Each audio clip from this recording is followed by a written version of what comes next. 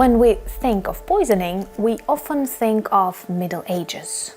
Lovers, illegal children fight for the crown, Borgia family. But no, poisoning is not the thing of the past, at least in Russia. Or maybe it is Russia still living in the past.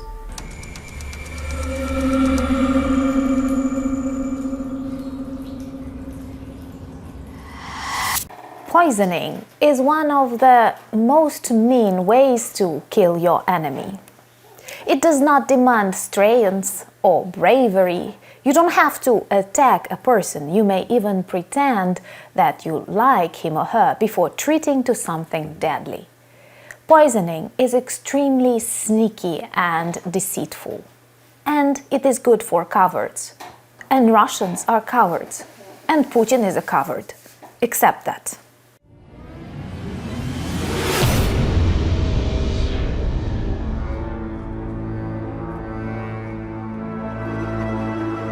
The life of Russian Tsars is very often the history of different poisonings. Poisonings of them, their wives, their children, brothers and sisters. One of the archetypal Russian Tsars, Ivan the Terrible. What a beautiful name for everything Russian. So Ivan the Terrible was so much afraid of poisoning that he almost never ate on public. His mother was poisoned, his wife was poisoned, and he was afraid that someone will kill him on a festive dinner. So he had minimum 4 different people that had to try his food before eating it. Another famous and terrible Russian that was poisoned was Grigory Rasputin. He was a friend of the Russian Tsar family, a mystic and a self-proclaimed holy man. He was poisoned by a group of Russian nobles that was headed by Felix Yusupov. The whole special poisoning operation went wrong, as the majority of special Russian operations. At first they tried to treat him to poisoned with cyanide, tea and cookies. It did not work. Then they treated him to poisoned wine, and he also did not die. Then they shot him and did not kill him. Then they tried to finish him with an axe. It didn't work. Then they stabbed him with a bayonet and tried to drown him in a pit. So they had a typical Russian evening until Rasputin finally died. Later people tried to mystify this story, like nothing killed Rasputin, but personally I think that Russians are just bad at performing serious tasks. Famous Russian writer, Nobel Prize winner, Soviet dissident Aleksand Solzhenitsyn, many of you read his book and, for example, can easily recognize one of his masterpieces, the Gulag Archipelago, was also unsuccessfully poisoned. Or should I say successfully survived his poisoning? If you read his books, there is no need for me to explain why was he poisoned, because he was speaking openly and tried to attract global attention to the system of Soviet repressions, describing their labor camps and speaking about the crimes of Russia and crimes of Soviet Union. He was poisoned with ricin, an extremely toxic substance made of castor oil plant. Poisoning led to serious skin inflammation that could not be cured for 3 months, but Solzhenitsyn survived. And this serious inflammation was a sign of skin poisoning that actually did not result in the death. Bulgarian dissident and writer Grigory Markov was not so lucky. After being poisoned with ricin, he died in 1978. Before that, he escaped from communist country to the United Kingdom and believed that he was saved. But no. Markov was walking past the Waterloo station in London when the unknown man accidentally touched his leg with an umbrella, apologized with a foreign accent and disappeared in the street. Markov did not realize something serious happened until a couple of hours when he felt really bad and went to the hospital. It turned out that with the help of that umbrella, an agent injected him ricin, and he died 3 days later.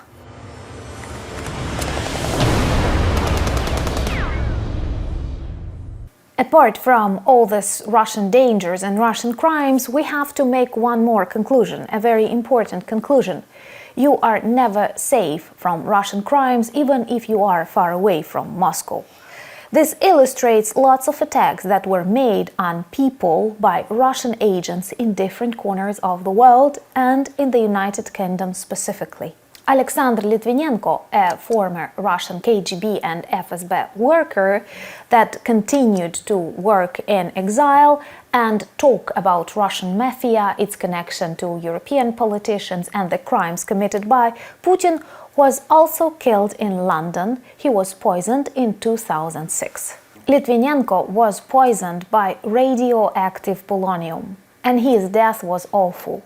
He was dying literally for 3 weeks, and on his deathbed he invited detectives and informed them that he believes President Putin was the person who ordered his assassination. And we have to confess, people rarely lie on deathbeds. 3 days before his death, photographers were invited to make photos of Litvinenko and to show the world how he looked when he was dying from poisoning by Russia. And the world saw. And what? Many years from then, Putin is still the president of Russia. He is still the political figure, but his appetites grew, and today he kills thousands of people a day. On March 2018, Sergei and Yulia Skripal were poisoned by novichok in the English town Salisbury. They managed to survive. Sergei is a former GRU agent and Yulia was his daughter. Novichok is an extremely toxic substance, and many people who were involved in the operation, emergency services, public, were later tested, and 3 of them got to the hospital. This time Britain reacted extremely aggressively and 23 Russian diplomats were exiled from the country. And then Minister of Foreign Affairs Boris Johnson did not want to speak or shake hands with the representatives of Russia for a really long period of time. What is also important, suspects were quickly identified and turned out to be Russian tourists. I think that, of course, President Putin is one of these Russian tourists that travel the world and poison the people. Putin's special poisoning operations are not always targeted on GRU, FSB and KGB agents. Mainly his enemies are intellectuals, journalists, politicians, writers, people who can attract global attention to his dark personality. And if I'd like to enumerate his victims, that would be perhaps the longest video on YouTube. So let me name just a few. For example, a famous Russian journalist, Anna Politkovskaya, who was first poisoned, survived and then shot dead. Pyotr Verzilov, a media manager and a member of Pussy Riot, was also poisoned but somehow managed to survive his poisoning. And another Russian politician, the leader of the new movement, who was seen as an alternative to Navalny, Nikita Isayev, was poisoned and died. You all know that I'm not a fan of Russian oppositioner Navalny too. But I do not wish him death or to be poisoned. But Putin wishes him death and he poisoned him in August 2020. Navalny drank tea in the airport of Tomsk, then got on the plane, and when the plane departed he felt really bad. He lost his consciousness, the pilot was terrified and somehow managed to land the plane in Omsk, where Navalny fell in coma and was transported to Germany, where he survived. But now he is in prison. These are famous people, famous name, you've heard their stories. But during the decades of Putin's regime, many unknown to the general public but important people died. They were poisoned, they committed suicide, they simply disappeared. And the problem is, it is not just the Putin's invention or his awful regime, it is an old Russian tradition of deceit, hatred, violence, but all performed in a sneaky, mean way.